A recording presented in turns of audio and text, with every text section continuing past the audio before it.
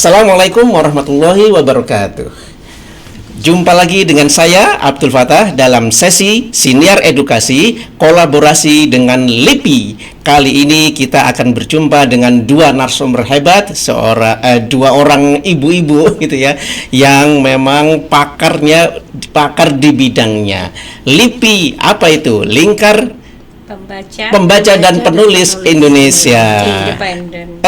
Independen ya, Lingkar Pembaca dan Penulis Independen.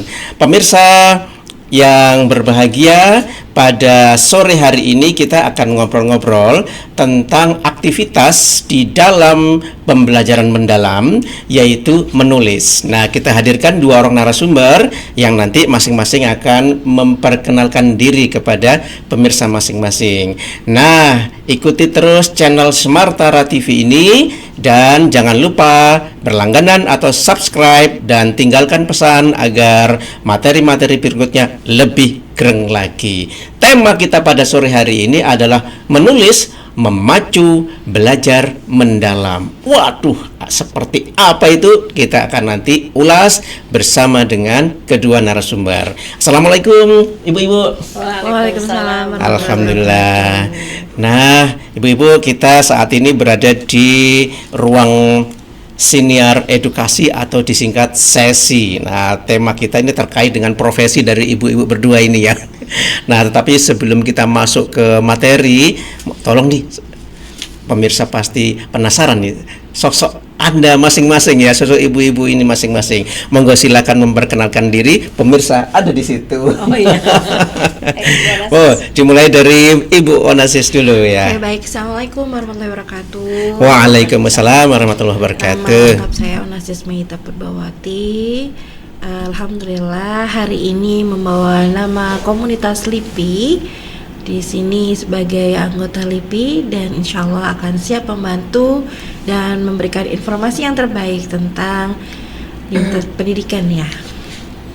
Iya. Yes. Bu Onasis saat ini apa aktivitas menulisnya atau mengajar di mana? Iya, aktivitas mengajar sekarang di SMP SMA Integral Lukman Hakim Balikpapan Putri. Dan alhamdulillah untuk aktivitas menulis di media sosial dan menulis di antologi buku, dan ini sedang merancang buku untuk sains ya, buku sains. Nah, itu dia.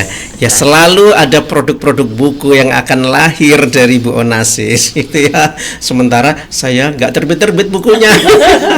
Tapi Bu Onasis terus bergerak gitu ya. Oke, terima kasih Bu Onasis sudah memperkenalkan diri. Selanjutnya ini Bunda hebat yang kedua, yaitu saya panggilannya Bu Amel. Oke deh, silakan diperkenalkan. Assalamualaikum warahmatullahi wabarakatuh. Waalaikumsalam warahmatullahi wabarakatuh. Saya Bu Amel Yasin, biasa disebut itu, panjangnya sih panjang sekali, Amalia Nailur Rahmah. Oke. Gitu.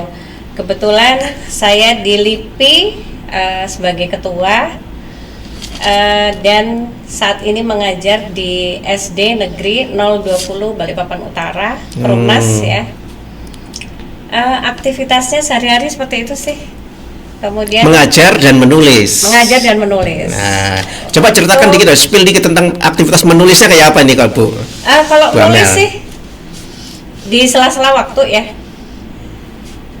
Alhamdulillah sudah berapa? 10 buku. 10 buku ya. 10 buku pemirsa. Individu gitu. Iya.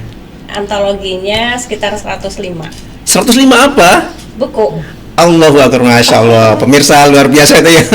Sudah ada 105 buku dihasilkan, model antologi, dan buku solo beliau, buku individualnya sudah sampai berapa tadi? 10 ya, 10 buku. Wah, luar biasa ini. Sekarang lagi menyelesaikan tentang mulok. Membuat buku muatan lokal. Jadi tentang sejarah Kota Balikpapan. Oke. Itu kemudian sama bahaya lisan. Bahaya lisan insya Allah dalam minggu ini masuk di percetakan. Ya. Wah, saya jadi penasaran kok bisa gitu ya menulis sampai jadi buku ini. Nanti kita sharing pemirsa ya, tips-tipsnya menulis tuh gimana. Kok bisa ya di zaman yang seperti ini kita bisa menulis sampai akhirnya terbitlah jadi buku. Nah, ibu-ibu berdua ini adalah produsen buku, bukan pabriknya, bukan percetakan pemirsa, tetapi penulisnya. Alhamdulillah, Bu Amel, saya panggil ya Bu Amel dan Bu Onasis. Kita akan ngobrol tentang tema yang tadi sudah saya sampaikan kepada pemirsa, yaitu bahwa temanya adalah menulis, memacu, belajar, mendalam. Sekarang ini kan lagi trennya ya, lagi viralnya tentang pembelajaran yang mendalam. pendekatannya mendalam. Bahasa kerennya deep learning. Kita sama-sama tahu bahwa deep learning itu memiliki tiga ciri utamanya, yaitu berkesadaran, kemudian bermakna, dan menyenangkan. Nah, materi-materi apapun yang disampaikan oleh guru itu hendaknya ya dihimbau untuk diajarkan dengan pendekatan 3 hal tadi. Yang pertama tadi berkesadaran bahwa siswanya itu harus betul-betul sadar bahwa ini mau belajar, bahwa ini belajar tujuannya apa. Itu harus disadarkan dulu. Nggak boleh kemudian guru itu ujuk-ujuk, ayo anak-anak buka halaman sekian, kerjakan. Padahal mereka nggak tahu. Begitu udah dikerjakan, mungkin mengerti sesaat, setelah selesai hilang sudah, gitu ya. Nah, dalam sebuah sesi edisi kedua saya bahas bersama seorang narasumber namanya Pak Sugianto, bahwa pembelajaran yang nggak berkesadaran itu seperti pembelajaran yang ngigau learning. Mereka bergerak tapi itu sama seperti sedang tidur bergerak, ngigau. Gak sadar apa. Begitu bangun lupa sama sekali. Begitu bangun lupa sama sekali. Gitu ya. Nah, kemudian ciri yang kedua dari deep learning adalah bermakna. Apakah yang dilakukan dalam pembelajaran itu bisa memberikan manfaat atau makna bagi anak-anak didik kita. Dan yang ketiga, tetap dilakukan dengan fun atau joy, menyenangkan, sehingga anak-anak menjadi bahagia selama belajar di sekolah. Nah, sekarang kita kaitkan dengan kepenulisan ini ya. Bener nggak sih menulis itu bisa memacu anak-anak belajar lebih mendalam lagi? Kita awali dengan menceritakan pengalaman ya, pengalaman dari ibu-ibu berdua. Bagaimana sih apa yang ada di dalam benak pikiran kok bisa jadi tulisan? Itu caranya gimana? Bu Onasis dulu nih, saya minta spill pengalamannya ya. Pengalaman menulisnya gitu ya. Pengalaman nulis pertama itu yang harus yang paling gampang kita capai itu ketika kita memiliki pengalaman pribadi. Karena pengalaman pribadi yang pernah kita lakukan, yang pernah kita rasakan, baik itu senang, susah, terus sedih, itu sangat membantu kita bagaimana menginspirasi, bagaimana dengan capaian kata-kata yang kita peroleh nanti. Nah, biasanya kan kita menulis itu banyak kendala nih. Yang para pemula biasanya mau nulis, mereka punya kendala, kata-katanya kok diulang terus. Nah, itu PR-nya adalah memperbanyak kosakata dengan kita banyak baca. Kalau seandainya kita menulis tapi tidak punya power, yang pertama kita tidak punya asupan gizi kita untuk membaca, kita tidak punya perbendaharaan kata, maka ketika kita menulis kita akan terasa susah menulis itu yang sering dialami sih. Kalau anak-anak kalau di kelas maupun teman-teman itu kalau nulis susah. Jadi memang butuh inspirasi. Kadang kita juga memperhatikan teman-teman itu juga aneh juga ya, ketika mereka mencari inspirasi memang ada yang harus duduk merenung, mereka harus melakukan sesuatu. Tapi base atau dasar ketika menulis itu yang pertama, yang paling mudah terdekat adalah dengan pengalaman kita sendiri. Jadi berangkat dari pengalaman kita sendiri kemudian ditulis. Iya. Jadi yang dimaksud dengan menulis begini bukan anak-anak mengerjakan soal. Anak-anak kerjakan soal ya, tulis di buku tulismu. Itu kan nulis kan? Tapi bukan itu maksudnya ya. Jadi dari pengalaman pribadi tadi kemudian dituliskan sehingga membentuk kalimat-kalimat. Jadi itu produk sastra dong. Iya, produk sastra pasti. Gitu ya. Dan sebenarnya kita harus memberikan penguatan terlebih dahulu. Yang tadi poin 1 harus menyadarkan pentingnya untuk menulis. Ketika Oh, kita iya, mengalami sebuah pengalaman yang menarik, susah, senang. Contohnya kita punya pengalaman yang pahit. Nah, ketika kita mempunyai pengalaman yang pahit, nggak mungkin dong kita ketika orang lain ikut merasakan, mestinya ikut punya pengalaman pahit seperti kita. Nah, yang harus kita lakukan adalah memberikan informasi, jangan sampailah teman-teman yang lain punya pengalaman yang buruk seperti itu, dan memang ada antisipasi. Nah, di situ kita memberi kesadaran bahwa sebenarnya apapun yang kita lakukan, apa yang kita laksanakan kemarin, yang kita rasakan, yang pernah kita alami, sebenarnya kita ada hikmah. Nah, kesadaran itu yang sebenarnya kita munculkan dulu. Pentingnya menulis itu apa? Kalau saya pribadi, iya, kalau saya pribadi, menurut saya menulis itu sebenarnya meninggalkan jejak ya. Meninggalkan jejak. Meninggalkan jejak. Karena apa? Kita nggak selamanya abadi di sini. Ketika kita akun kita terblok atau terhapus dan lain-lain, orang-orang nggak akan mencari kita, atau kita meninggal atau mencari kita benar-benar dipanggil sama Allah Ta'ala, dan orang-orang itu nggak akan mencari kita atau pasti akan lupa dengan kita, kecuali kita meninggalkan jejak. Jejak apakah itu jejak yang positif, Jejak digital. pasti ya. Jejak digital juga. Jadi kalau digital kan biasanya gampang diretas, terus masih mudah dengan hoax dan lain-lain, masih bisa diediting. Kalau yang jejak dengan menulis sebuah buku itu pasti resumnya itu dengan fakta dan sumbernya masih terpercaya. Jadi Itu salah pasti yang satu dilakukan. manfaat dari menulis adalah meninggalkan jejak. Tujuan menulis adalah meninggalkan jejak. Apa sih untungnya menulis? Oh, meninggalkan jejak. Wah, ini menarik sekali ya. Nah, kalau Bu Amel sendiri gimana nih? Tadi dari Bu Onassis menyampaikan menulis harus diiringi dengan keterampilan membaca gitu ya. Bisa nggak menulis tapi nggak bisa baca? Bisa nulis tapi nggak bisa baca? Tadi seperti Bu Onassis bilang ya, untuk meninggalkan jejak kalau kita menulis. Nah, itu moto saya sebenarnya. Oh, oke. Apa itu motonya? Menulislah untuk keabadian namamu. Menulislah untuk keabadian namamu. Wahai pemirsa, ada moto dan slogan dari beliau nih. Ya, apa moto kalau pribadi itu apa ya? Slogan Pribadi ya. Menulislah untuk keabadian namamu. Waduh, jadi kalau dalam kita sudah sekali. tidak ada, seperti Bu Onassis bilang, Kalau kita nggak ada, kalau kita sudah dipanggil sama Allah, iya, kita pasti terlupakan gitu. iya. Tapi jejak di buku kita itu masih ada. Ya Allah, iya. Nah, itu pasti kan orang, oh ini kan Bu Amel, Bu Onassis, Pak Fatah gitu. Ini masih ada. Jadi nama kita abadi di buku kita seperti Wah, itu. saya jadi teringat Hamka ya. Nah, itu. Kan bukunya masih ada sampai sekarang. Wah, sangat Kita jadi favorit ingat. saya. Nah, itu seperti itu. Dan kalau saya sendiri sih, kalau untuk menulis ya, sebenarnya untuk saya ke anak-anak nih, karena saya juga guru SD. Setelah kita terakhir bertemu di sini dengan Bu Onassis bilang kan membaca nyaring. Saya memang waktu itu udah saya coba di murid kelas. saya ya, di kelas gitu. Dan ternyata memang benar. Awalnya kita membaca dulu nih, membaca nyaring, titik komanya itu ternyata memang benar ya. Kita tahu. Hilang-hilang ini. Gak dirongkan ya. Jadi saya ulang, diulang lagi.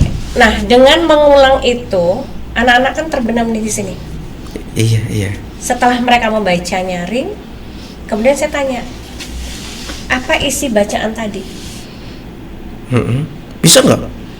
Ada yang bisa memang. Kalau kelas 2 SD kan tidak semuanya pasti bisa ya gitu. Jadi setelah mereka membaca, kemudian saya balik tanya, isinya apa Nana? Isinya yang kalian baca tadi apa gitu? Iya.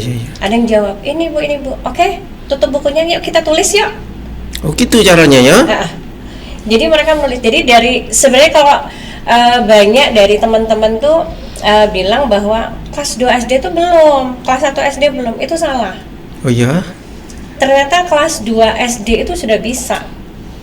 Kebetulan saya juga ekskul literasi di sekolah. Ada ekskul literasi di sekolah Di ya? sekolah ada ekskul seminggu itu 2 kali. Dengan Apa 100 kegiatannya itu? siswa. Ya, itu tadi menulis. Oh, menulis. Membaca dan menulis. Dan ternyata anak kelas 2 SD itu sudah bisa mereka bercerita tentang dirinya sendiri. Kemudian mereka bisa menulis puisi walaupun hanya 5 baris, 9 baris seperti itu. Kan mereka nggak bisa panjang nih. Iya, mereka kan iya, kecil. iya. 9 baris anak SD udah panjang. Iya betul. lagi. Dan saya biasanya menyebut, ayo kita bikin puisi semaris gitu. Apa? Semaris? Semaris puisi 9 baris. Semaris. Puisi 9. Jadi hanya 9 baris aja. Oh. Nah, itu mereka Kenapa harus 9? kan kalau anak-anak yang masih kelas 2 SD, kelas 3 SD itu mereka biasanya belum bisa panjang. Kalau 5 baris, simaris. 5 baris, Puisi. simaris. Puisi 5 baris, Kalau 9 tadi berapa? semaris. Semaris. Kalau 5 baris, simaris. Simaris. Ah. Simaris jembatan Ancol. Oke. Jadi seperti itu. Gitu Jadi caranya. alhamdulillah anak-anak bisa. Kemudian saya coba kalau anak-anak menulis itu kan pasti dari kita sendiri, kita coba ya. Seperti apa sih tulisan mereka? Nanti di situ kita coret. Ini diganti ini nak ya, ini diganti ini gitu. Oh, kita Ayo. hadir sebagai korektor. Iya, Fasilitator. karena kan kalau anak-anak pasti bahasanya kan seperti itu. Iya. Nggak usah lah kelas 2 SD, kelas 5, kelas 6 juga pasti seperti itu kan. Iya betul. Oke, Dan akhirnya oke. bisa kita bukukan seperti itu. Iya. Nah, kegiatan itu memang luar biasa gitu ya. Bagaimana itu melatih anak-anak sejak dini, kelas 1, kelas 2 udah menulis ya, ada semaris, ada simaris gitu ya. Kemudian yang ditulis adalah apa yang sudah mereka alami atau apa yang barusan mereka baca. Gitu ya. Nah, itu luar biasa sekali. Tapi begini ya, menulis itu kan dianggap sebagai tugas tambahan. Menurut saya sampai sekarang itu menulis itu masih dianggap sebagai tugas tambahan. Ayo anak-anak ngarang nih. Tugas utamanya apa? Ya baca, menghafal, baca, ngerjakan soal gitu. Tapi kalau menulis mengarang itu masih second task gitu. Kayak gak penting gitu ya. Iya. Jadi ketika udah dapat tugas mengarang atau menulis, itu sudah Pusing ribut sudah ya. anak-anak. Wah, apa ini menulis apa gitu ya. Nah, ada momok seperti itu. Nah, gimana cara mengatasi itu dan bagaimana komunitas LIPI bisa berperan di situ? Ya, jangan dijawab dulu. Kita jeda yang satu ini, kita tunggu. Jangan lupa untuk subscribe dan tinggalkan pesan. Tunggu pemirsa, jangan kemana-mana.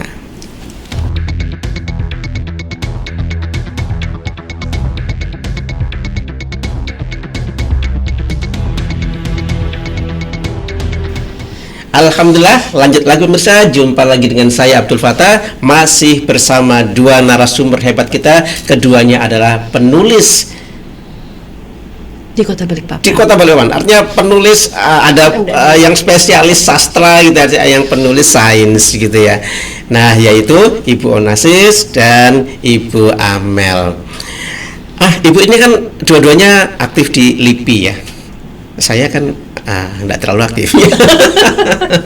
LIPI itu tadi singkatan dari Lingkar Pembaca dan Penulis Independen. Nah, apa nih maksudnya independen ini? Ya, Bu Amel nih kayaknya yang bidan lahirnya LIPI ini kan Bu Amel ini. Kalau independen sih ya maksudnya ya di LIPI ini pokoknya kita tidak boleh ada yang dari maksudnya politika atau apa itu masuk ke situ. Enggak ada afiliasi nggak itu ada. ya. Jadi kita pure murni kita itu guru dan juga mungkin dari orang-orang umum ya. Anggotanya guru atau Ada yang umum, ada yang ibu-ibu juga. Oke.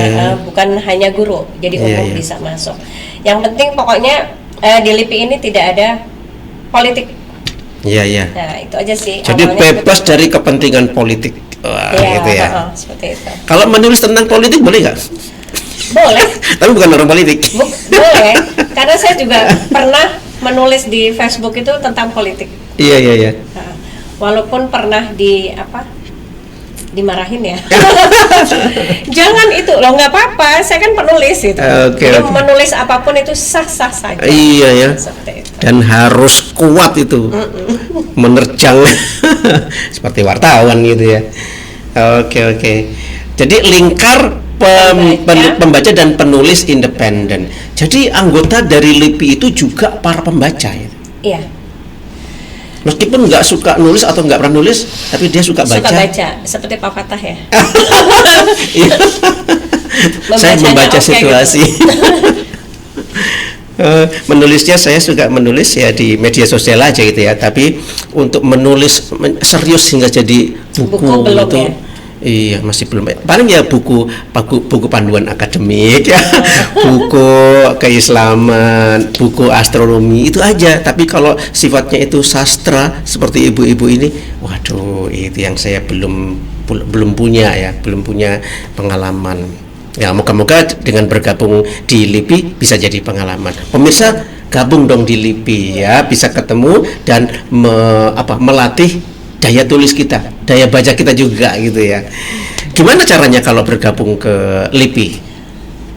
Kalau bergabung ke LIPI langsung saja ya. Mungkin di channel ini bisa langsung ya. Kemudian ke kita juga bisa langsung nanti mungkin di Facebook ada. Iya. Bu Onasis ada juga di Facebook aktif. Saya juga aktif di Facebook. Bisa langsung nanti kita kasih. Facebook apa namanya? Amel Yasin. Amel Yasin ya. Ibu Facebook masih kah? Masih. Kalau IG gimana? Masih. IG juga kan? Masih. Kayak kalau Facebook itu juga. ortodoks ya? Kayak masa lalu nggak? Kayaknya anak-anak muda sekarang nggak Facebook deh. Nggak ngejar IG, anak ya? muda sih. Nggak ngejar anak muda sih. Anak-anak itu memang sudah di IG, sudah di TikTok. Ada aja. Kita gitu biasanya ya? Ada juga. Masih ada dunianya ya Facebook. Biarpun kadang sepi ya di Facebook ya. Kadang sepi Iya. Nggak butuh rame juga sih sebenarnya, cuma Gitu ya? butuh media untuk menulis. Kan tujuannya meninggalkan jejak. Nah, itu tadi. Meninggalkan jejak kita. Oke, pemirsa, kalau mau bergabung ke LIPI, lingkar penulis lingkar pembaca dan penulis independen, ini di bawah saya tuliskan ini nomor WA-nya Bu Amel, kemudian nomor WA-nya Bu Onasis. Lihat yang di bawah ini ya. Nanti langsung aja hubungi via WA, nanti akan gabung dalam grup LIPI. Nah, sekarang gini, kembali ke topik kita gitu ya. Pertanyaan yang tadi. Iya. Pertanyaan tadi. Sampai lupa.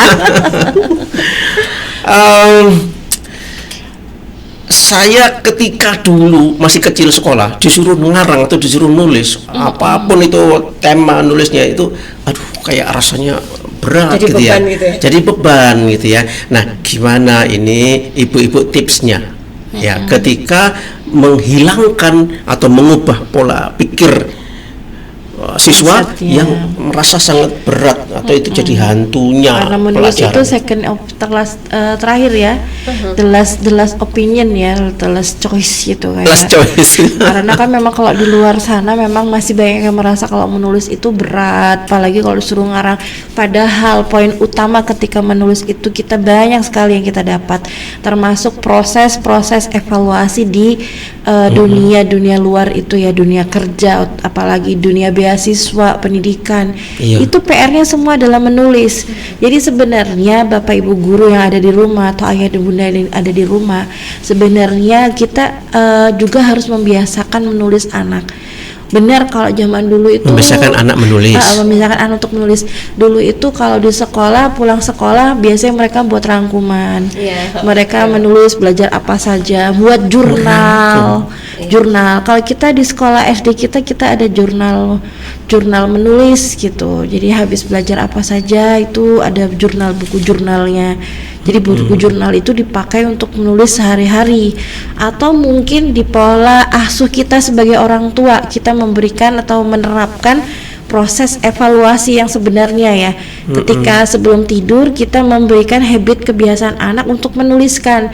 Tadi pulang sekolah ngapain aja, terus ditulis mungkin buku harian kita Iya, iya. siapkan.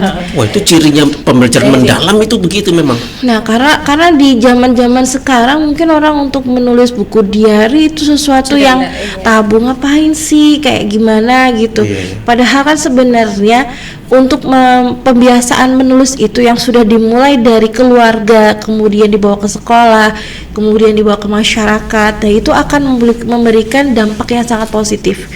Salah satu contohnya kayak tadi, evaluasi di zaman sekarang adalah membuat sebuah narasi dengan aturan-aturan tertentu. Contohnya narasi berbahasa Inggris ketika masuk beasiswa itu kita harus diminta buat narasi, menulis deskripsi seperti apa, kenapa kita harus dipilih, kita harus jadi calon yang cocok untuk penerima beasiswa tadi. Oh, itu gitu harus ya. membuat sesuai dengan aturannya, EID-nya. Jadi pastikan mungkin saat ini memang yang paling langka, yang paling hebat ini ya, krusial ini adalah guru-guru bahasa Indonesia yang berjuang, yang Iya, berjuang untuk memberikan pengajaran yang terbaik. Padahal sebenarnya juga itu andilnya juga bukan guru bahasa Indonesia, guru mapel yang lain juga berperan. Iya. Semua guru. Wah, selama Gitu. ini kalau urusan nulis-nulis kayaknya dibebankan ke guru bahasa Indonesia saja. Iya, Padahal kan padahal enggak ya? semua. Padahal kan bahasa itu adalah tools, alat untuk menyampaikan informasi. Bahasa IT itu sebenarnya adalah skill yang memang harus dikuasai saat belajar materi-materi yang lain pun, sekalipun matematika. Gimana ketika kita sudah menemukan materinya, menemukan jawabannya, kita harus menjelaskan di depan, teman-temannya bagaimana ini prosesnya, bagaimana menghitungnya. Di pelajaran IPA juga demikian, seperti itu, menyampaikan hasil dari laporan praktiknya seperti apa, mendeskripsikan di posternya, memvisualisasikannya. Itu juga effort dari itu tadi, menulis tadi, kebiasaan kita menulis. Iya. Wah, gitu ya ternyata ya. Tapi menarik sekali sih. Memang manfaatnya besar sekali. Kalau di sekolahnya Bu Amel gitu juga kah? Sama sih, seperti tadi Bu Onasis bilang bahwa menulis tentang keseharian ya. Jadi kalau di ekskul literasi saya itu, saya selalu bilang sama anak, memang ada sebagian anak-anak, Bu, susah, nggak bisa saya nulis itu. Iya. Kalian tidak boleh ngomong nggak bisa, kalian bisa. Oh gitu. Sekarang kalau kalian lagi duduk nih sama teman, kalian ngobrol nggak itu? Ngerumpi Pasti. kan? Itu bisa jadi tulisan. Kalian ngomong, itu ditulis itu bisa jadi tulisan. Kemudian coba kalian membuat ada satu, kalau anak-anak saya bilang punya satu buku khusus. Setiap hari di situ tulis. Pagi sholat jam berapa, nanti pergi sekolah. Sampai di sekolah ada nggak di situ kalian? Biasanya kan ada yang suka, itu nah temanku tuh lagi ini, tulis, saya bilang gitu. Kalau mungkin lagi sedikit ribut sama teman, Iya. tulis di situ. Tulis. Saya bilang, pokoknya tulis aja, jangan takut. Apapun itu bisa diutarakan di buku situ, saya bilang gitu. Dan itu nanti kalian dari mungkin kelas 6 dari awal berapa bulan nih berjalan, itu bisa menjadi satu buku. Dari hanya sekedar kalian berbicara dengan teman, kalian melihat teman, umpamanya di kantin, Iya. itu loh temanku lagi makan soto, tulis di situ, itu semuanya Tulis. bisa tulis. Nah disitulah awal anak-anak mulai berani dia dengan hal-hal yang kecil dilihat kemudian ditulis seperti Iya. buku diary tadi gitu. Lama-lama bisa ketagihan dia nulisnya. Iya, Ada nggak anak yang sampai level ketagihan nulis? ada sih Pak, ada dia Kalau nggak nulis apa gimana? namanya Nabila ya, sekarang kalau nggak salah SMA Patra Dharma kalau nggak Oh, salah. udah di SMA. Kebetulan ABK anak itu. Oh. Anak itu ABK, tapi dia berani, dia mau menulis. Waktu itu sempat waktu masih jadi siswa saya itu, SD? coba kamu nulis, ternyata bagus nih, puisinya bagus. Ayo namamu di situ tulis lengkap, kamu kelas berapa gitu kan, ada Iya, iya. ABCD gitu. Saya upload di Facebook. Nah di situ saya kasih waktu kalau sudah di sekolah, nih Bu Amel tulis lo di Facebook. ada yang nge-like, ada yang suka gitu. Saya nggak merubah sama sekali itu tulisannya. Oh, aslinya dia. Asli, benar-benar asli dia. Terus dia punya satu buku. Jadi selalu ditulis di buku itu. Nah, setelah lulus buku itu diserahkan, Bu Amel, nih buku saya nih gitu. Oke, kita bukukan ya gitu. Udah kita bukukan. Nah, setelah itu ya udah, saya nggak jarang lagi ketemu kan setelah di SMP, SMA udah jarang ketemu. Oke. Kayak gitu. Itu ya ternyata Dan manfaatnya. sebenarnya itu poin untuk mengapresiasi siswa dengan baik. Ya. Gitu. Oh iya kah? Iya. Di mana karena, poin apresiasinya? anak-anak cuma dikasih tahu, Kak, udah diposting lo seperti ini, dia bangga. Dia sebenarnya. akan Oh, gitu. buat bener-bener cinta banget sama menulis. Dia akan semakin Akhirnya terus nulis. ya, terus Dan nulis. PD-nya anak yang biasa nggak pernah nulis sama udah pernah nulis yang dipublish itu beda banget. Anak yang Oh, sudah gitu ya. nulis, terus mungkin kita berikan apresiasi, Kak, tulisannya alhamdulillah walaupun nggak juara, tapi sudah tembus nih, sudah dicetak nih, artinya kakak sudah bisa. Bahagianya itu anak. Gitu ya. Dan dia akan pede banget. Kapan Oh. kita nulis lagi? Wah, kapan kita tulis lagi? Atau ditaruh ini ya di mading itu ya. dia. Di sekolah kan biasanya ada mading. Oh tuh. iya. Nah, itu tulisan mereka dengan tulisan tangan mereka yang asli. Tempel di situ tuh, ada namaku loh, ngasih tahu teman-temannya nih. Oh, Nah, oke, itu dia oke. bangga. Itu rasa kebanggaan tersendiri. Dan kadang nanya, Bu Amel, kapan kita literasi? Kadang WA loh Pak malam-malam, Bu, besok literasi Kak, ekskul itu. Waduh, itu sudah level ketagihan itu. Jadi Artinya seneng sudah dia. hari Jumat, hari Sabtu itu kan saya KKG. Iya. Jadi sempet, Bu Amel, hari ini libur ya? Ya kita libur gitu. Nah mereka tanya, jadi setiap hari itu ada pertanyaan-pertanyaan seperti itu. Oke. Tapi Bu, enggak semua guru itu bisa ya mengajak anak untuk menulis. Wah, apalagi sampai mengubah paradigma atau pola pikir anak bahwa menulis itu enggak berat, menulis itu menyenangkan, gitu ya. Nah, ada nggak caranya atau ada nggak pelatihannya? Pada Atau Lipi dasarnya punya program? pada dasarnya banyak faktor yang mempengaruhi orang tuh suka menulis atau tidak. Ya. Yang pertama secara tidak langsung tadi ya, secara formal guru memberikan pelatihan menulis mungkin di kelas, secara mungkin menjelaskan seperti apa tadi, mengapresiasi, support, motivasi itu di sekolah. Tapi ada lagi yang paling penting, yang paling sering dilupakan oleh orang tua yang di rumah atau sekolah, yaitu parenting. Kenapa? Karena mindset orang tua pun juga harus diperbaiki, harus bersama-sama untuk menyadarkan pentingnya menulis. Menulis itu penting. Kalau orang tua sudah bilang tidak memberi kesempatan, tidak memberikan contoh, terus cuek, terus tidak merasa udahlah nulis itu kan zaman dulu, sekarang nggak perlu. Nah, Jadi parentingnya tentang menulis gitu kan? harus bukan menulis, tapi memberikan ini motivasi orang tua bahwa menulis itu penting bagi anak.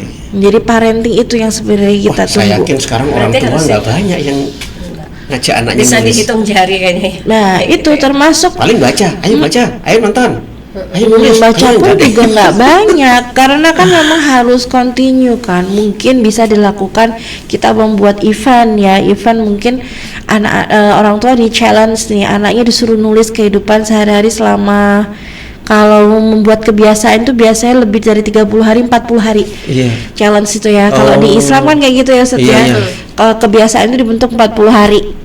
Nah, di 40 hari tadi di challenge, kalau sekali dia lolos dia gagal, ya udah berarti dia harus ulang lagi Ulang lagi dari menulis awal. gitu. Oke. Kayak kita ada di ini ya, di komunitas apa kemarin tuh Bu Amel yang ada di Facebook itu, yang menulis untuk buat guru-guru itu. Oh, yang Yang gagal nulis ya. untuk guru.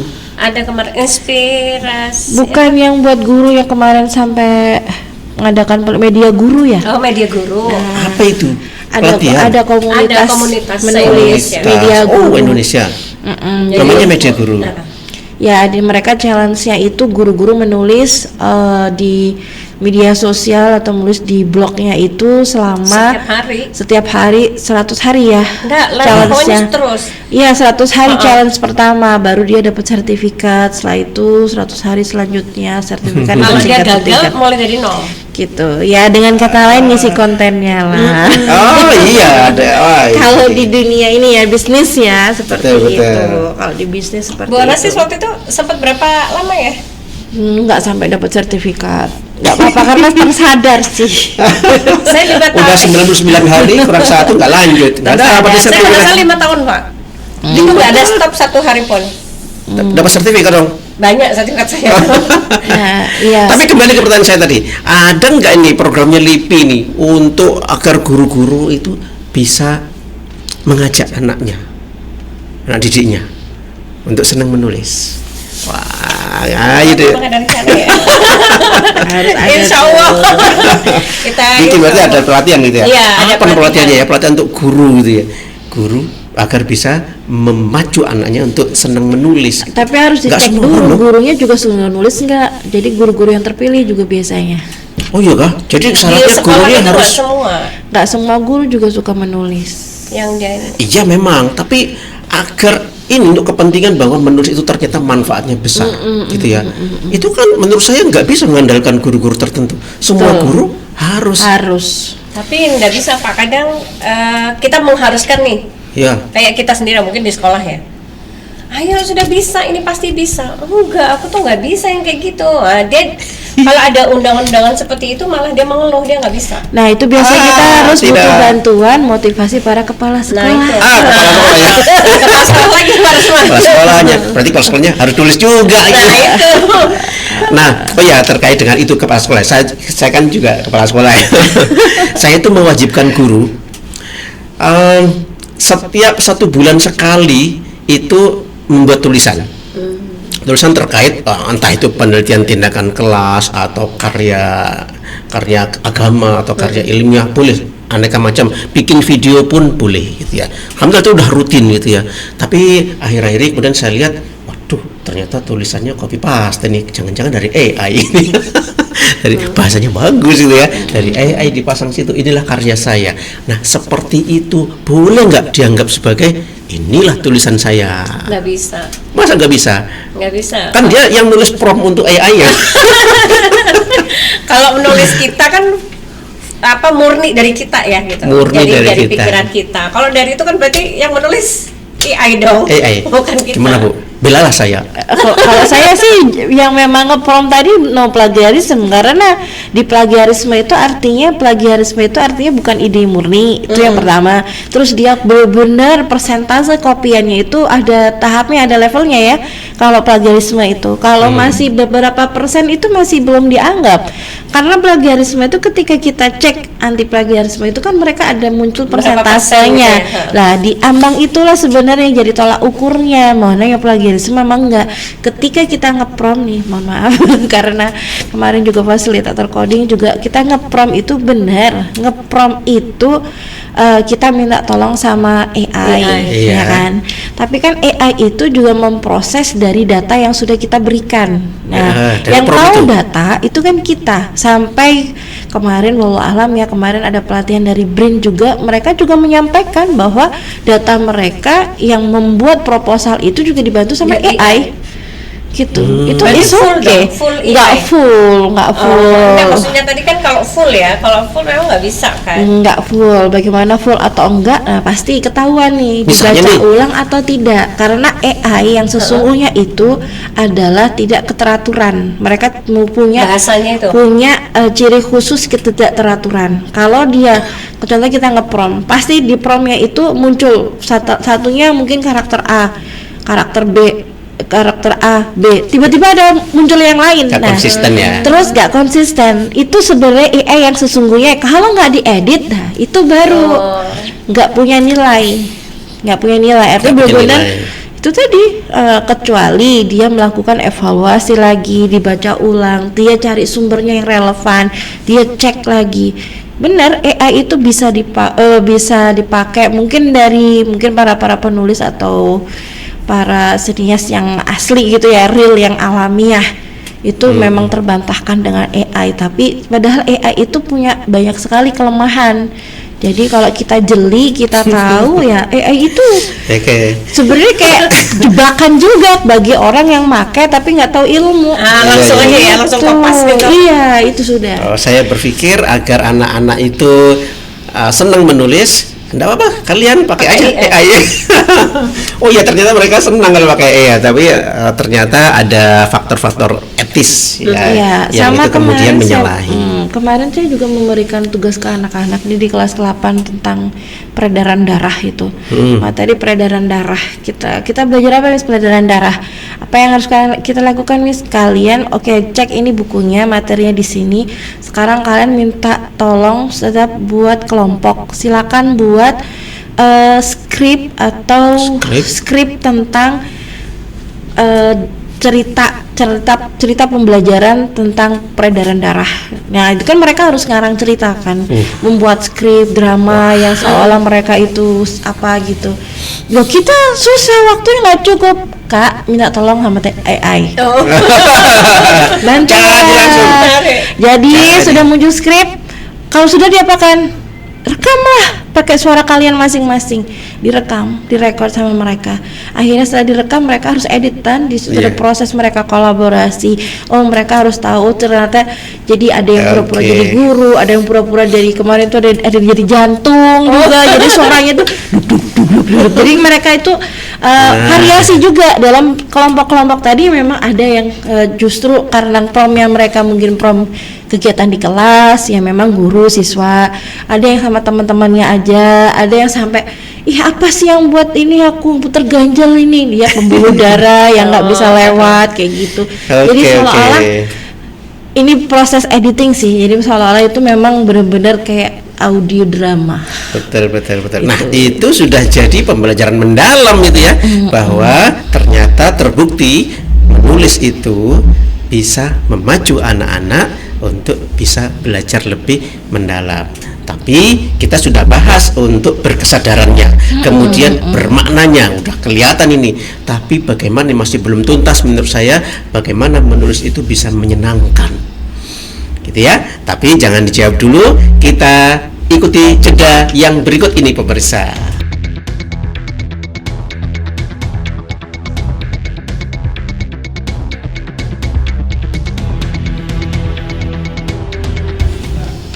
Pemirsa, jumpa lagi dengan saya Abdul Fattah, dan kita masih setia bersama dua narasumber hebat kita dari LIPI, Lingkar Pembaca dan Penulis Independen, yaitu ada Bu Amel dan Bu Onasis. Keduanya adalah penulis hebat di kota kita, kota Balikpapan. Nah, pemirsa, di segmen pertama tadi kita sudah berkenalan dengan keduanya dan tentang organisasi atau komunitas yang namanya LIPI ya. Kemudian kita juga sudah mengulik ya, mengapa menulis itu kok penting dan bagaimana caranya agar menulis itu bisa menjadi pemacu untuk pembelajaran mendalam. Di segmen yang kedua kita juga sudah berbagi tips ya, serta pengalaman dari kedua narasumber kita ini tentang bagaimana menulis itu seharusnya dan anak-anak yang ada di sekolah kita. Nah, kita masuk ke segmen yang ketiga ya, bagaimana agar menulis itu jadi menyenangkan gitu ya. Tadi itu sempat kasih contoh gitu ya, udah tulisan mereka dimuat entah itu di dinding mading atau di di Facebook, media sosial dan lain-lain. Nah, apakah ada teknik lain atau strategi lain ya agar kemudian anak-anak itu jadi senang menulis, atau setidaknya gurunya ketika mengajak anak untuk menulis dengan teknik atau strategi yang menyenangkan? Bu Amel dulu nih, bagi-bagi dong pengalamannya di sekolah. Kalau untuk supaya anak-anak senang menulis itu, kita menulis itu tidak harus di dalam kelas. Yeah. Anak-anak biasanya jenuh kan, sudah pelajaran di kelas, kemudian menulis juga di dalam kelas. Oke. Walaupun itu pelajaran ya. Yeah. Jadi kalau saya kan supaya anak-anak itu seneng, gembira gitu, nggak monoton, nggak ini lagi gitu. Jadi biasanya kalau di lapangan lagi kosong, itu saya bawa anak-anak di lapangan, duduk di lantai aja, duduk di gitu ya? Tapi teduh ya? Iya, jadi teduh. Jadi kita duduk di situ. Nanti pertama sih di kelas sudah kita saya kasih motivasi anak-anak. Ya, itu kita penyadarannya sudah ada. Seperti ini kemudian ayo kita ke lapangan yuk gitu. Udah ke lapangan. Seneng itu. Ada yang di ujung sana, ada yang di ujung, terserah dia mau di mana tempatnya yang dia enak. Oke. Untuk menulis setelah saya menerangkan di dalam kelas. Iya. Ayo kalian menulis, terserah mau di gazebo di depan perpustakaan atau hanya di lapangan, silakan. Iya. Atau di teras-teras seperti itu. Nah, kalau anaknya kemudian gagal mencapai target, itu kita apakan? Ada sih 1-2 memang yang dia gagal ya. Iya. Jadi nggak perlu dimarahin sih. Nah, Palingan kita peluk. oh ya? Iya. Kemudian biasanya kalau saya peluk. Kenapa seperti ini? Nggak bisa, Bu. Pasti bisa. Tidak boleh ngomong tidak bisa. Semua itu pasti bisa. Asal kita mau. Itu lihat teman-teman tuh bisa. Kalau kamu bisa, itu pasti bisa gitu. Ayo nanti sama ibu yuk dibantu seperti itu. Kalau hari itu dia tidak tuntas menulisnya, besok masih bisa. Mungkin jam-jam istirahat tuh biasanya itu nanti datengin kita tuh, Bu ini gimana gitu. Kita bantu dengan cara itu tadi memeluk dia. Kita kasih motivasi seperti itu. Bukan kalau udah Bu nggak bisa ini nggak selesai, ya udah kamu nggak bisa yang seperti itu. Apalagi kalau anak kecil ya. Iya, apalagi dimarahin. Itu. Ngapain aja sih kamu tuh? 2 jam pelajaran cuma dapat tulisannya. Tapi memang ada boleh gitu juga. Ya? Kebetulan di kelas saya itu ada yang ABK ya 2. Yang satu tidak mendengar, dia pakai alat. Jadi ngomong juga saya nggak paham ya. Karena juga saya nggak bisa nih. Yang satunya juga kalau ngomong saya nggak paham. Ada 2 cowok cewek gitu. Saya pernah waktu itu saya suruh menulis tapi di dalam kelas. Dan saya terangkan bahasa Indonesia waktu itu menulis. Kan saya kasih waktu nih. Kurang 15 menit ya menulisnya gitu. Saya masih baru. Jadi nggak paham nih belum terlalu paham. Ayo selesai dikumpulkan gitu. Kumpulkan lah buku. Loh yang di ujung sana kok nangis kan? Kok saya jadi mau nangis rasanya. Terus saya tanya, saya deketin. Memang saya nggak paham. Dia ngomong kan saya nggak paham. Faro kenapa? Kok seperti ini? Apa ya? Saya cerna nih. Apa ya dia ngomong apa gitu? Ternyata dia belum selesai. Terus dia down gitu loh. Iya ya. Karena melihat teman-temannya udah selesai, dikumpulkan. Nah, jadi bahasa, ayo kumpulkan, selesai nggak selesai kumpulkan. Jadi itu memang bahasa yang salah gitu ya. Dari situ juga saya belajar akhirnya, oh iya ya, tidak semua anak dengan waktu 15 menit itu mereka bisa gitu. Iya. Kemudian kalau memang di dalam kelas itu kan monoton ya. Mereka menulis juga untuk ya seperti kita sendiri deh. Ide-ide itu nggak bisa keluar. Kalau kita monoton kayak gitu. Jadi makanya sekarang ada waktu-waktu tertentu itu mereka harus keluar. Di lapangan, di teras atau di Jadi salah satu tips agar menulis itu jadi menyenangkan adalah outing kelas ya. Kita belajarnya di luar kelas, di lapangan kah atau di kebun sekolah itu ya. Itu sudah teknik yang menyenangkan itu bagi saya, bisa kemudian memacu hasil tulisan yang lebih berkualitas atau lebih banyak. Dan saat itu sebenarnya setelah saya kan punya pojok baca di kelas ada satu pojok baca. Kalau anak-anak sudah selesai mata pelajaran biasanya mengganggu teman. Oh iya. Iya kan? Iya. Apalagi anak-anak SD yang kelas-kelas rendah itu pasti kayak gitu. Jadi kalau di saya sih setelah Bu saya udah selesai nih, oke, tutup bukunya. Boleh Bu baca? Boleh. Wah keren. Jadi dia boleh sambil tiduran di pojok baca, tapi kan nggak terlalu lebar ya. Boleh juga di bawah papan tulis. Terserah modelnya seperti apa itu. Asal dalam kelas masih. Di dalam kelas. Jadi disitulah saya mencoba untuk supaya anak-anak itu suka membaca dengan cara ya itu tadi. Kalau sudah selesai menyelesaikan tugas, dia bebas untuk membaca. Mau buku apapun. Nah, kalau seperti itu literasinya terbangun dengan baik ya, tidak hanya menulis tapi juga membaca. Bu Onassis pasti ada nih pengalaman ini. Pengalaman membuat anak-anak itu senang nulis itu gimana? Atau menulis dengan menyenangkan? Penulis yang dengan menyenangkan itu kalau untuk tingkat SMP SMA itu yang pertama sekali menulis yang dia suka. Oke, tulislah yang kau suka. Dan biasanya kita sebelum mereka menulis, kita berdialog terlebih dahulu terhadap anak. Berdialog dulu. Iya, kita Apa urgensinya itu? diskusi dulu. Kira-kira kakak sukanya apa, mau nulis tentang apa, kira-kira pengen buat buku tentang apa. Sampai saya pernah menemukan, ini ada pertanyaan, Miss, kalau seandainya nulisnya itu tentang cinta-cintaan gitu, boleh nggak?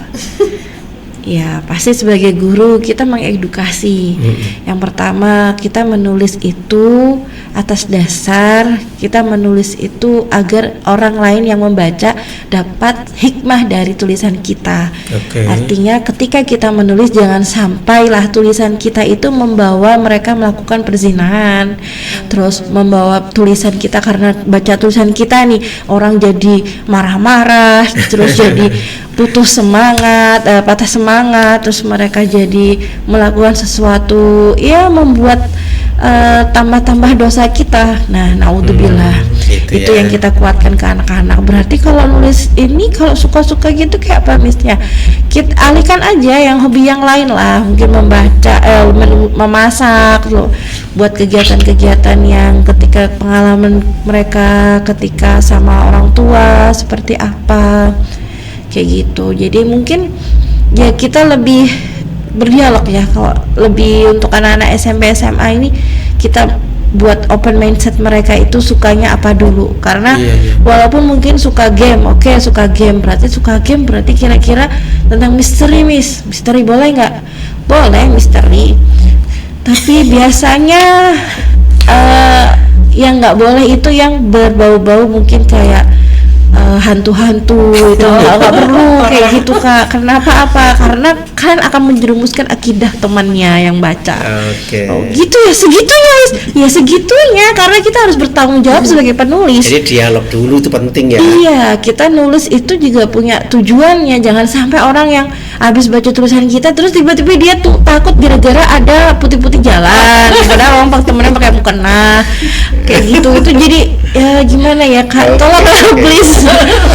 Iya. Jadi gimana nulisnya ya? Coba kita tanya lagi ke teman. Kira-kira pikirkan lagi apa yang menarik, apa yang kalian suka ini. Oh, suka ini sih, suka masak sih. Ketika itu masak ini ya, buat dialog sama orang tuanya kayak apa, suasananya kayak apa. Jadi tetap kita sampaikan 5W1H. Jadi sebenarnya pengalaman yang kita berikan tadi itu anak-anak pun juga punya pengalaman juga, mereka harus tuliskan biar ketika suatu saat atau anak-anak teman-temannya itu mau baca ya kembali ke jejak tadi. Jejak yang positif. Saya pernah membaca seseorang itu menulis gini, menulis itu adalah belajar 2 kali. Betul nggak itu? Kalau menulis adalah saya, belajar 2 kali. Iya, kalau menurut saya iya. Betul gitu ya? Benar. Dan menulis ya. Bukan, menulis itu adalah belajar 2 kali. Iya, karena memang kalau saya dari orang tua memang biasa seperti itu. Jadi habis pulang sekolah dibiasakan nulis lagi. Ketika kita nulis lagi, ya kita ngerespon, ngerangkum, dan kita nyimak, guru tadi jelasin ini. Jadi mereview di situ itu memang belajar berulang kali. Sampai membaca pun juga iya. Jadi pentingnya melakukan pengulangan itu sebenarnya ya guru harus sabar sih. Gitu. Oh iya, saya jadi ingat ada seorang ulama bilang, ikatlah ilmu dengan menulisnya.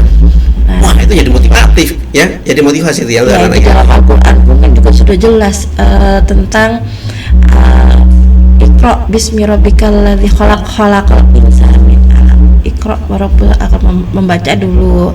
Terus setelah itu dituliskan dengan kolam kan, dituliskan. Itu akan memperkuatnya. Bu Amel, bener nggak ya kalau gurunya rajin menulis, muridnya pasti kemudian ikutan rajin? Enggak juga. Enggak ya? Enggak juga. Kan kita ngasih keteladanan untuk anak-anak itu. Tapi tidak semua anak yang bisa nyontoh kita atau mengikuti jejak kita gitu. Paling 1-2 saja. Biarpun kita ya kayak ekskul itu deh, 100 anak kita paksakan menulis, ujung-ujungnya paling 1-2 aja yang masih bisa mengikuti kita gitu. Tapi minimal ketika kita menjadi sosok guru yang suka menulis, suka membuat sesuatu karya, itu biasanya cepat atau lambat akan memberikan efek yang positif juga, walaupun beberapa persentasenya. Contohnya mungkin kemarin saya dapat beasiswa digital skill Harvard University itu, walaupun pakai niqab, walaupun sekolah Islam berasrama, kita punya kesempatan yang sama untuk belajar dengan teman-teman se-Indonesia dengan sekolah Universitas Harvard gitu. Di sisi lain, kemarin sempat saya tuliskan juga kisah saya kemarin, kisah tentang yang buku antologi yang terakhir tuh, di satu cerita itu judulnya Dari Kerupuk Hingga ke Harvard. Itu pengalaman pribadi, karena pada saat itu seusia mereka, seusia SMA pun orang tua nyampaikan nggak perlu kamu belajar komputer, karena komputer itu untuk orang kaya. Karena latar belakang jualan kerupuk di rumah, nggak mungkin lah kalian punya komputer, punya laptop, karena itu perlengkapan mahal. Karena pada saat itu juga nggak mungkin kamu kuliah untuk komputer, karena setiap tahun komputer akan nilainya juga akan tinggi lagi kan. Tiap tahun berubah harganya. Terus kalau nggak dipakai, nggak diaplikasikan dalam kehidupan sehari-hari, mubazir. Jadi qadarullah orang tua kemarin menekankan untuk pembelajaran di sains, di eksak. Dan alhamdulillah setelah penyampaian kimia penyampaian orang tua tadi, alhamdulillah dapat hebat ya. Dapat UMPTN negeri, masuknya mudah, dan qadarullah jadi guru, dan ternyata bisa punya kesempatan dapat beasiswa dari LPDP dengan skala internasional. Hebat sekali itu ya. Nah, tapi kembali ke pertanyaan tadi ya, betul kah gitu ya, betul kah kalau kita rajin menulis ada dampaknya untuk anak-anak? Kata Bu Onasis, meskipun sedikit pasti ada gitu ya. Artinya anak rajin menyontoh kita, ternyata guru-guruku rajin menulis, mengapa aku tidak gitu ya. Saya kira gitu Bu ya, berarti ada dampaknya gitu ya. Ada, untuk detailnya kita harus melakukan riset. Gitu karena setiap sekolah berbeda-beda gitu. Oke. Karena pembelajaran mendalam itu salah satunya adalah harus berdampak. Ya, ada efeknya gitu ya. Nah, kita ngajarkan menulis, tapi kok ternyata nggak ada efeknya untuk anak-anak. Wah, itu nggak mendalam itu. Untuk apa gitu ya?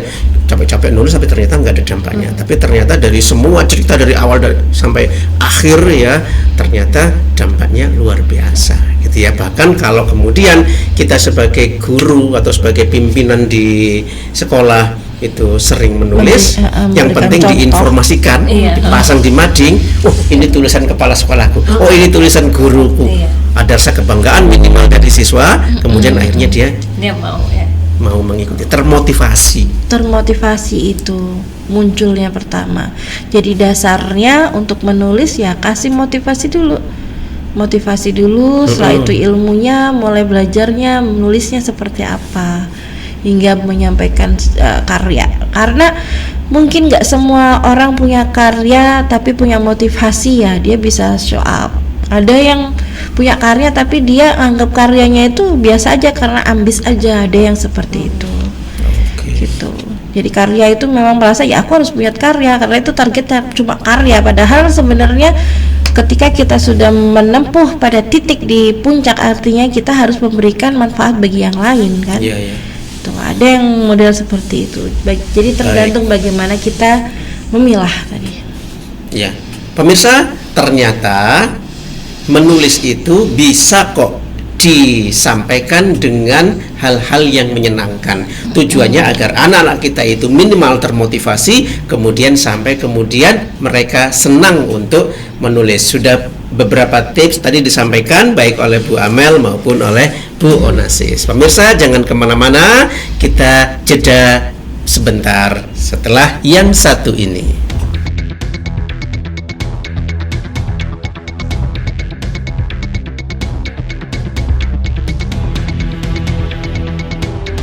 Pemirsa, kita lanjutkan lagi dalam sesi Siniar Edukasi, kolaborasi atau kerjasama antara Smartara TV dengan komunitas LIPI, Lingkar Pembaca dan Penulis Independen.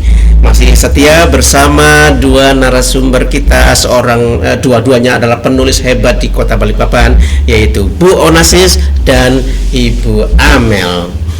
Nah, kita masuk ke segmen yang keempat atau yang terakhir. Kita sudah melalui kurang lebih 45 menit pemirsa mengulik atau membahas ya tentang bagaimana menulis itu bisa membangkitkan pembelajaran yang mendalam. Menulis itu bukan hanya menuangkan kata, tapi juga menyusun makna. Di balik setiap tulisan ada proses berpikir mendalam dan jiwa yang ingin tumbuh. Nah, saya minta ini masing-masing untuk memberikan motivasi ya untuk para pemirsa di rumah atau di mana saja ya tentang menulis ya, dan apa manfaatnya menulis itu untuk masa depan kita. Ya, silakan siapa dulu nih? Bu Amel dulu, oke. Menulis itu bukan hanya tentang sesuatu yang menghasilkan karya. Bukan hanya sesuatu menghasilkan karya. Oke. Jadi dia menemukan satu makna kehidupan. Jadi kita menulis itu untuk makna kehidupan kita gitu ya. Melalui kata-kata. Kalau kita menuliskan tuh melalui kata-kata tuh. Iya. Jadi bukan hanya tujuan kita untuk karya, tapi kayak seperti moto saya tadi. Menulis adalah untuk keabadian nama. Menulis untuk keabadian nama. Jadi kenapa menulis itu kita perlukan untuk menjadi suatu karya, agar suatu saat begitu mungkin saya nggak ada gitu ya, anak-anak saya masih bisa, atau cucu saya ketemu saya gitu ya, itu masih ini ada oma saya tuh sekalian penulis ya, gitu. Banyak tulisannya, banyak puisinya. Banyak puisinya, lebih suka puisi. Jadi seperti itu sih. Dan untuk anak-anak dan orang tua sih, cobalah membuat perpustakaan kecil di rumah. Perpustakaan kecil di rumah. Ya, buku-buku yang murah lah gitu ya, buku-buku yang lagi diskon-diskon gitu beli. Iya. Kenapa? Jadi kita coba untuk anak-anak kita ada waktu-waktu lowong itu anak-anak membaca didampingi oleh orang tua tanpa kita memegang HP. Wah. Nah ya, jadi seperti sesuatu itu. Yang berat untuk zaman sekarang. Tapi bisa, sebenarnya bisa kalau kita mau gitu. Yeah. Jadi mungkin seperti itu dari saya. Baik. Untuk kita anak-anak kita supaya suka membaca dan menulis. Oke, terima kasih, luar biasa ini ya. Closing statementnya itu motivatif sekali untuk kita dan ngasih tips. Sesekali dong ajak keluarga jangan hanya ke Taman Mekapai, jangan hanya ke pinggir pantai, tapi juga ke perpustakaan. Perpustakaan daerah itu ada tempat main juga kok. Iya. Oke, terima kasih Bu Amel. Nah, lanjut nih Bu Onastis, gimana nih? Ya, karena menulis itu meninggalkan jejak, maka menulislah, karena dengan menulis kita bisa memahami gitu. Jadi bukan hanya menulis itu tadi untuk menghasilkan sebuah karya, tapi karena menulis itu kita bisa banyak belajar, karena dengan belajar kita bisa menghasilkan banyak hal gitu. Oke. Nah, pemirsa, demikian kita sudah mendengarkan closing statement atau konklusi dari masing-masing narasumber kita, dan ternyata menulis itu penting ya, meskipun mungkin masih ada bayangan-bayangan mulai dari mana, terasa juga beratnya, tapi kalau tidak kita lakukan dari dini, dari sekarang, maka kapan lagi kita kemudian bisa mengabadikan nama kita seperti ibu berdua ini. Nah, mari kita jadikan menulis sebagai bagian dari perjalanan hidup kita dan pembelajaran di sekolah. Kita mulai dengan hal yang sederhana dulu, seperti yang disampaikan oleh beliau berdua. Baik, kita akan akhiri sesi kita, senior edukasi kita pada edisi sore hari ini. Ibu Onastis Meita Purbawati ya, terima kasih, semoga sehat selalu, semoga berkah ilmu dan tips-tipsnya untuk kami semua, untuk kita semua. Dan Bu Amel Nailur Rahmah, ya terima kasih juga atas semua ilmu atau pesan-pesannya untuk kita. Dan pemirsa jangan lupa gabung ke Lingkar Pembaca dan Penulis Independen LIPI, nomornya di bawah ini ya, di bawah ini silakan. Ini ada nomor WA dari Bu Amel dan Ibu Onassis. Mari bersama-sama kita membangun negeri dengan literasi. Sampai jumpa. Mohon maaf. Assalamualaikum warahmatullahi wabarakatuh. Waalaikumsalam.